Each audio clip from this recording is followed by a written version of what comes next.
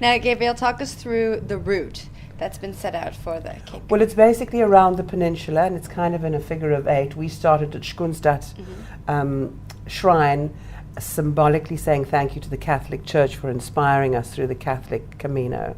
And then we walk from there. The first leg is to Muizenberg, which we've named Wine to Water because of the winelands that we did on the first day. On the second day, and again, you can take as long as you like. But the launch walk that we did together, that's what we did. The second is from Muizenberg to Simonstown. The third is Simonstown round to Scarborough, then Scarborough to Hout Bay, in which case you can either go back to Constantia Neck if you want, but we didn't. We then walked around the Atlantic seaboard, over Kloof Neck into Boerkaap. Then the last 2 legs, which we didn't do, we only did 5 days, but the last 2 legs are the Contour Road below Table Mountain to Rhodes Memorial, and then Rhodes Memorial along the forest line back to Constantia. And that's about 150 kilometers. And where do you stay? Are the places set out? On the website, which will be live in a couple of days, there's suggestions about where to stay. How the model works is that if you become a member of the Cape Camino, then any of the establishments on the site give you a percentage discount. So it's advisable to use them, but it's entirely your choice where you eat, where you stay, how you treat your own Camino. Now, becoming a member of the Cape Camino, what's the process there, and is there a fee involved? Yes, it's 380 Rand for an annual membership, and for that you get all the information that we've collected about the route, about the accommodation, about the transport, about the activities with the discounts.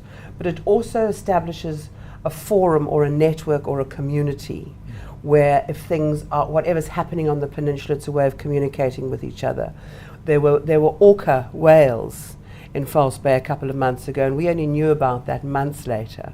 So it's a way of saying, there's orca whales, we'll offer accommodation in Muizenberg, St. James and Cork Bay, 20% discount, come and spend the weekend with us. The fynbos are blooming early across the Scarborough side, come and spend the weekend with us. There's a fire on the mountain, we're looking for help in this area or that area. Or last year or last month, I walked from here to here, I want to walk from there to there this month. Is there anybody that would like to join me?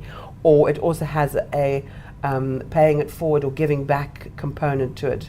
So if there are organizations that want assistance from volunteers to come and take care of disadvantaged communities or people in need or animals in need or environmental issues, it's a way of saying we can do this together.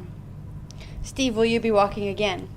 I definitely will be. I'm sure we'll make another group of us to troll around the peninsula. But it was amazing. It really was a fun. It's like almost doing the Argus on foot, so but it's but better. You know, so it was really fun walking around the whole, just to see, and then you pay attention to so many more, like from some of the mountainsides we walked through. I mean, I've driven all around Scarborough and Noordhoek and all those areas, but then walking through areas that you didn't even know were there is amazing, you know, and some of the caves that we saw too, with some quite some like artworks on the walls, which didn't even know that were there. Sounds incredible. Yeah, you should come. I want to. Yeah, there's the challenge, you see. But you know, this whole camaraderie is one issue, but the other part is that again that silence, and seeing this seventh wonder, one of the 7 natural wonders of the world, that is, Cape Townians are blessed to have this as their back garden. But how many of us have actually walked around it, or even a portion of it, and really experienced what it's like? And you can't do that in a motor car or a helicopter or a train. You know, you need to actually get your feet in the ground and go out there and experience this wonder that is the Cape. Now, Gabriel, for anyone watching this video who wants more information on the Cape Camino, where can they go to find that? Our website is www.capecamino.co.za, and I can also be reached on info@capecamino.co.za.